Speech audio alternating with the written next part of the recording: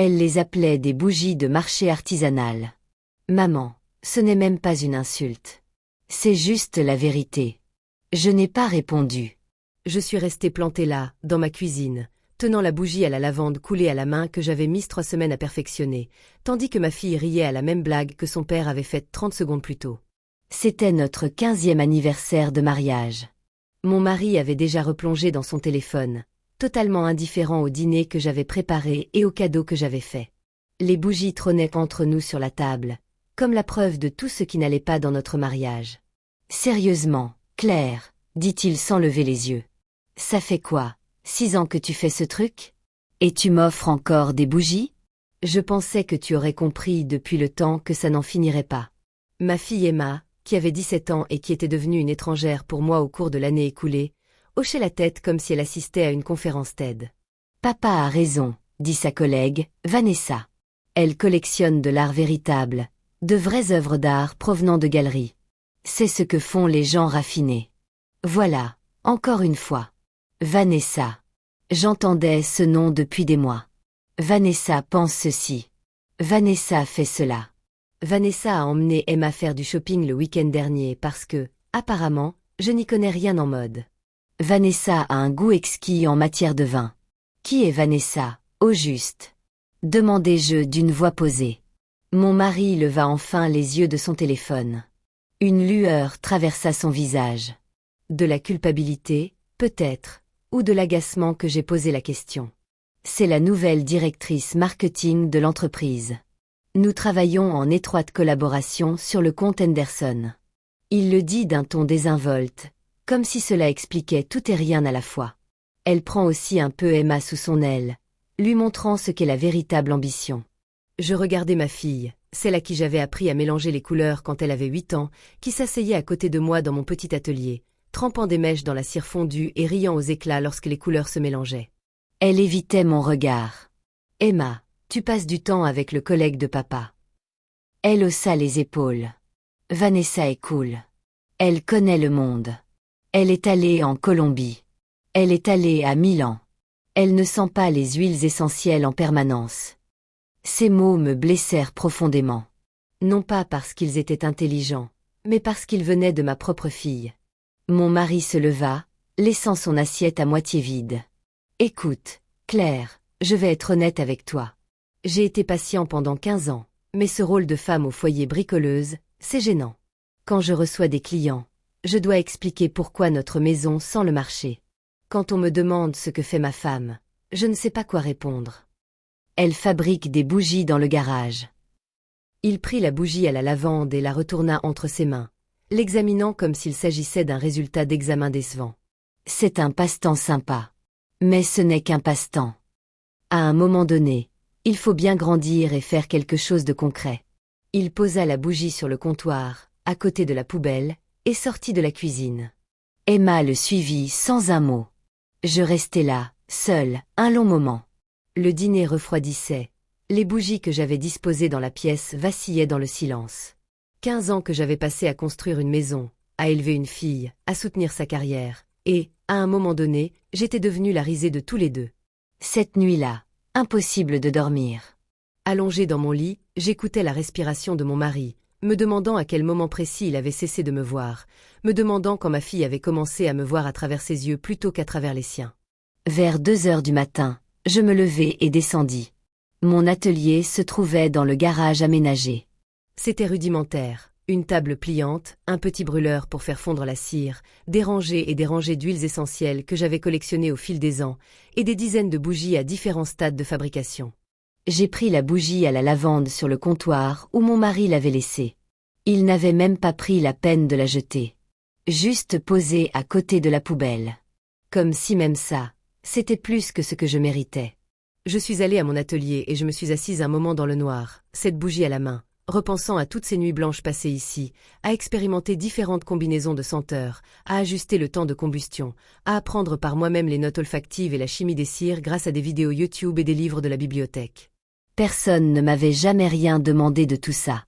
Je le faisais parce que ça me rendait heureuse, parce que j'étais douée, parce que quand j'allumais une de mes bougies, j'avais l'impression d'avoir créé quelque chose de beau.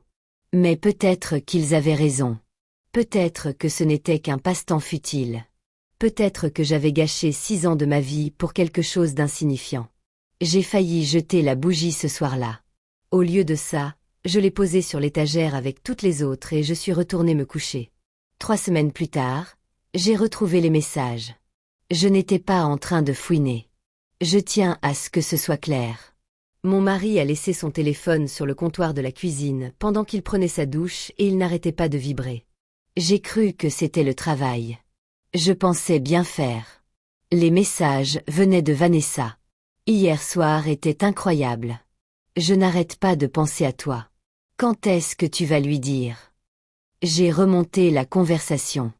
Il y avait des centaines de messages, certains datant de plusieurs mois. Des photos, des projets, des surnoms affectueux que je préfère ne pas répéter. Et puis j'ai trouvé celui qui m'a brisé le cœur. Emma est un amour.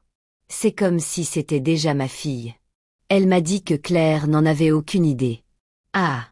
Elle nous couvre même quand on a besoin d'être seul. Tu l'as bien élevée, malgré mon mari. Claire est complètement à côté de la plaque. Trop occupée à jouer avec ses petites bougies pour remarquer quoi que ce soit. Ne t'inquiète pas. D'ici l'été, tout sera réglé. Tu seras Madame Davison avant Noël. J'ai lu ce message 3 fois. Puis j'ai reposé le téléphone exactement où je l'avais trouvé. Mes mains ne tremblaient pas. Ça m'a surprise. Je me sentais étrangement calme, comme si j'observais tout de très loin. Mon mari est descendu quelques minutes plus tard, les cheveux encore mouillés, et a pris son téléphone sans me regarder. « Je suis en retard », a-t-il dit. « Ne m'attends pas. Passe une bonne journée », ai-je répondu. Il s'est arrêté à la porte, s'est retourné, m'a regardé un instant comme s'il cherchait un souvenir. « Ça va, Claire? Tu as l'air bizarre. »« Ça va, je suis juste fatigué. » Il a haussé les épaules et est parti. J'ai attendu d'entendre sa voiture quitter l'allée. Puis je suis montée, j'ai fait ma valise et j'ai commencé à téléphoner. Le divorce s'est déroulé relativement facilement. Je sais que ça paraît étrange, mais quand on a la preuve d'une liaison d'1 an, des documents financiers complets et un avocat qui se soucie vraiment de la justice, les choses vont vite. Mon mari était sous le choc, vraiment sous le choc, comme s'il ne lui était jamais venu à l'esprit que je puisse avoir des pensées, des sentiments ou une volonté propre. Comme si j'étais censée rester là indéfiniment à fabriquer mes petites bougies pendant qu'il me remplaçait par un modèle plus récent. « Tu ne peux pas faire ça », a-t-il dit quand je lui ai remis les papiers. « Pense à Emma. Pense à ce que ça va faire à notre famille. » J'ai pensé à Emma, ai-je répondu. Je n'ai pensé qu'à Emma pendant 17 ans. Et apparemment, elle t'a aidé à cacher ta liaison ces 6 derniers mois. Alors, je vais la laisser faire ses propres choix maintenant. Emma a choisi de rester avec son père. Ça m'a fait mal. Je ne vais pas prétendre le contraire. C'était comme la perdre 2 fois. D'abord à cause de l'influence de Vanessa, puis à cause de sa propre décision de rester avec l'homme qui m'avait trahi. Mais je n'allais pas la supplier. Je n'allais pas la forcer. Je lui ai dit que je l'aimais, que ma porte lui serait toujours ouverte et que j'espérais qu'un jour elle comprendrait. Elle a levé les yeux au ciel et a repris ses textos. J'ai emménagé dans un petit appartement en ville. Une chambre, à peine de rangement. Une cuisine si minuscule que je pouvais toucher les 2 murs en même temps. Ce n'était plus du tout comme la maison que j'avais passé 15 ans à transformer en foyer. Mais elle avait une chose qui manquait à la maison. Une pièce libre, juste assez grande pour un atelier. J'ai recommencé à fabriquer des bougies. Non plus par simple passe-temps, mais pour en faire mon métier. Pour me prouver que ce que mon mari avait moqué, ce dont ma fille s'était moquée, avait de la valeur. J'ai ouvert une boutique Etsy. J'ai créé un compte Instagram. Je photographiais mes bougies à la lumière du matin qui filtrait par ma petite fenêtre de cuisine. Et je les publiais avec des descriptions que j'avais peaufinées pendant des heures. Miel de lavande, fumée de pin et de cèdre, prairies fleuries après la pluie. Au début, rien ne s'est passé. Quelques commandes d'amis qui me plaignaient. Un commentaire poli de ma sœur, un soutien qui tenait presque de la charité. Puis, environ 6 mois après la finalisation du divorce, j'ai reçu un message. Il venait d'une certaine Patricia Chen. Elle disait être acheteuse chez Nordstrom. J'ai failli le supprimer. J'ai cru que c'était un spam, une arnaque, ou qu'on se moquait de moi, mais quelque chose m'a poussé à répondre. 3 semaines plus tard, J'étais assise dans un bureau à Seattle, face à Patricia et 2 autres cadres, pour présenter ma gamme de bougies.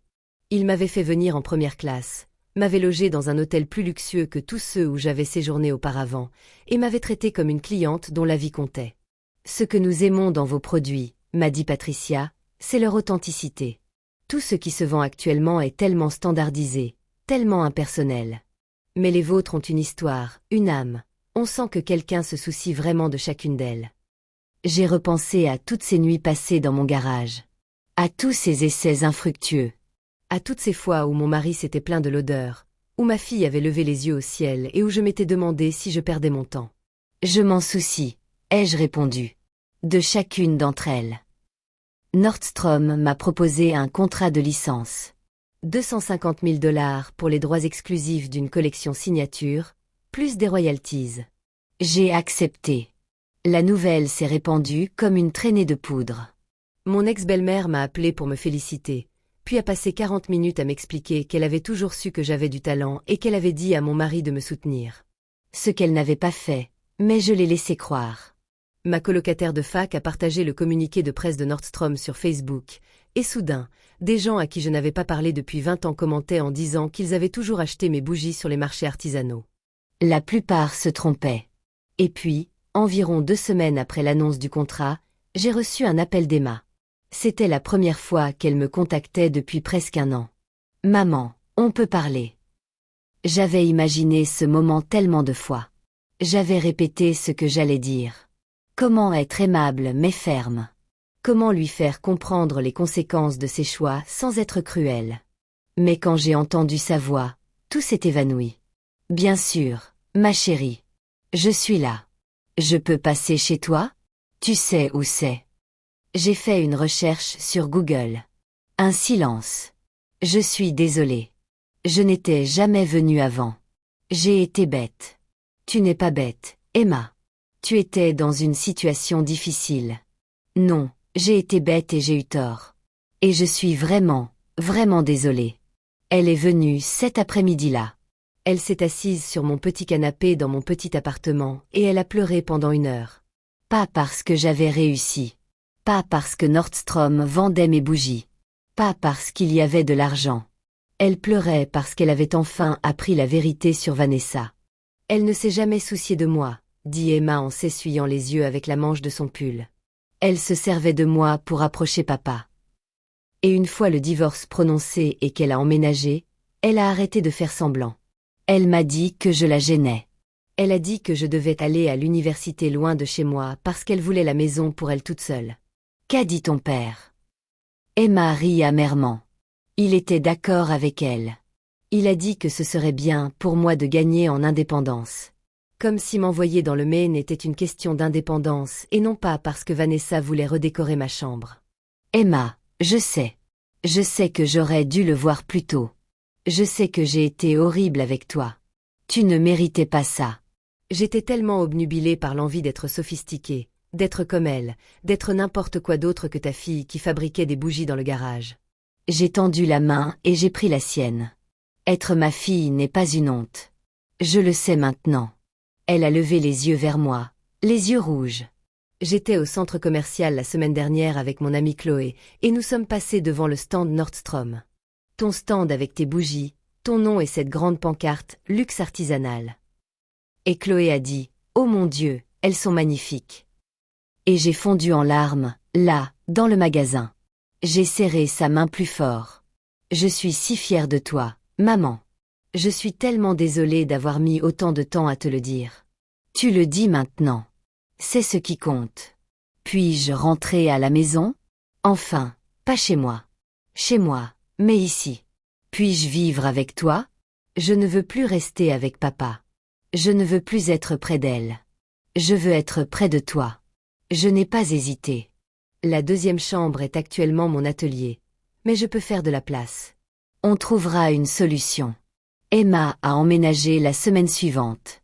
Les premiers mois n'ont pas été faciles. Il a fallu reconstruire beaucoup de choses, avoir beaucoup de conversations qui auraient dû avoir lieu des années plus tôt.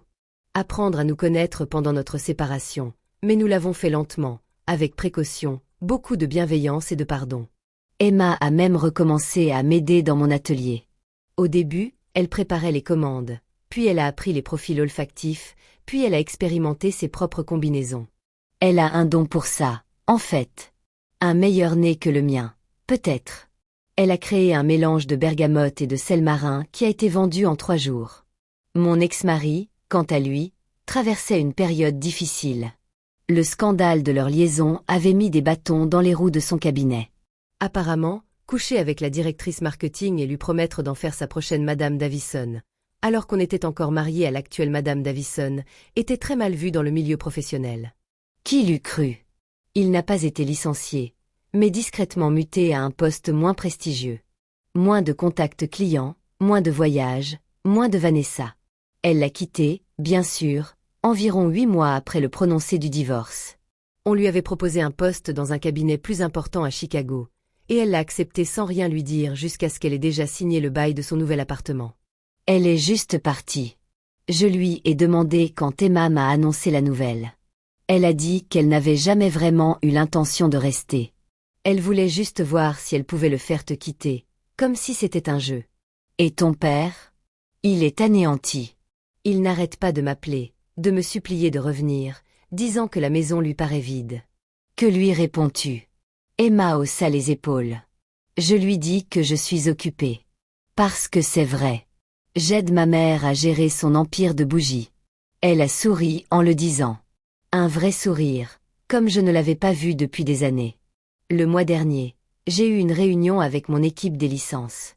Nordstrom souhaitait développer le partenariat. Plus de produits, plus de magasins, plus de visibilité. Ils estimaient que l'accord pourrait rapporter près d'1 million de dollars sur les 3 prochaines années. 1 million de dollars. 4 bougies pour ce passe-temps que mon mari me disait de laisser tomber. J'ai signé le contrat dans la même salle de conférence où j'avais présenté ma première collection. Patricia était là, ainsi que quelques autres cadres que j'avais rencontrés au cours de l'année écoulée. Emma était là aussi. Je lui avais demandé si elle pouvait venir et ils avaient bien sûr accepté. Une fois la signature terminée, Patricia m'a serré la main et m'a dit « Tu sais ce que j'admire dans ton histoire? Tu n'as pas changé. Tu as simplement trouvé les personnes capables de reconnaître ta valeur. » J'y ai repensé longtemps. Elle avait raison. Je n'avais pas changé. J'étais toujours la même femme qui avait passé 6 ans dans son garage à mélanger des parfums, à couler de la cire et à tout apprendre par elle-même. La même femme qui avait fabriqué une bougie à la lavande pour ses 15 ans de mariage, en espérant que cela ait une signification particulière. Seul le regard des autres avait changé. Mon mari m'avait regardé et avait vu en moi une perte de temps. Une femme sans ambition, une source de honte. Nordstrom, eux, avaient vu en moi une artisane, une marque, une histoire qui méritait d'être racontée. Les mêmes bougies, un regard différent. Parfois, je repense à ce dîner d'anniversaire. Au moment où mon mari a posé mon cadeau à côté de la poubelle. Au moment où ma fille s'est moquée de moi. Je ne leur en veux pas. Plus maintenant. La haine est trop énergivore et j'ai une entreprise à gérer. Mais je me demande ce qui se serait passé si je les avais crus. Si j'avais pris cette bougie et l'avais jetée comme ils le voulaient. Si j'avais décidé que je ne valais rien parce que mes proches ne reconnaissaient pas ma valeur. Alors je serais restée. J'aurais continué à fabriquer des bougies en secret, m'excusant pour l'odeur, cachant ma passion comme si c'était une honte. J'aurais passé le reste de ma vie comme un personnage secondaire dans l'histoire de quelqu'un d'autre. Au lieu de cela, j'ai pris cette bougie et je l'ai posée sur une étagère. Puis j'ai brûlé tout ce qui me retenait et j'ai bâti quelque chose de nouveau sur ces cendres. La semaine dernière, Emma est rentrée de l'université pour les vacances de printemps. Elle étudie le marketing avec une spécialisation en entrepreneuriat. Elle souhaite m'aider à développer l'entreprise après l'obtention de son diplôme, peut-être même lancer une gamme internationale. Nous avons passé la soirée dans mon atelier, comme au bon vieux temps. Elle testait une nouvelle combinaison, quelque chose avec du jasmin, du miel et une pointe de fumée. « Qu'en penses-tu » m'a-t-elle demandé en me tendant la bougie d'essai. J'ai inspiré profondément. C'était magnifique, chaleureux et complexe, et d'une originalité absolue. « Je crois que tu as un vrai don, » ai-je dit. Elle a souri. J'ai appris des meilleurs. J'ai allumé une de mes bougies et je l'ai posée sur l'établi entre nous.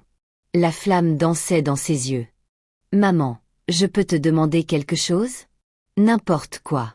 Tu regrettes quoi que ce soit? Le mariage, le divorce, les années difficiles. J'ai réfléchi à la question, repensant à toute la douleur, à toutes les trahisons, à toutes ces nuits passées seule dans cet appartement, à me demander si j'avais fait le bon choix. Non, ai-je répondu. Enfin, parce que tout cela m'a mené ici, à cet atelier, à cette vie, à toi, assise en face de moi, à fabriquer des bougies qui sentent le bonheur. Emma a tendu la main et m'a serré la mienne. Je t'aime, maman. Moi aussi, ma chérie. Plus que n'importe quelle bougie, plus que n'importe quel marché, plus que tout. La flamme vacillait entre nous, stable et lumineuse. Dehors, le monde continuait de tourner. Mon ex-mari continuait de pleurer sa maison vide. Vanessa continuait de gravir les échelons de son entreprise. Les gens continuaient de faire des choix dont ils devraient assumer les conséquences. Mais ici, dans mon petit atelier, tout sentait la lavande et les possibilités. Et pour la première fois depuis très longtemps, je me sentais enfin moi-même. Être. Ni l'épouse de quelqu'un, ni la déception de quelqu'un, ni un passe-temps qui devait mûrir, juste moi. Et c'était plus que suffisant.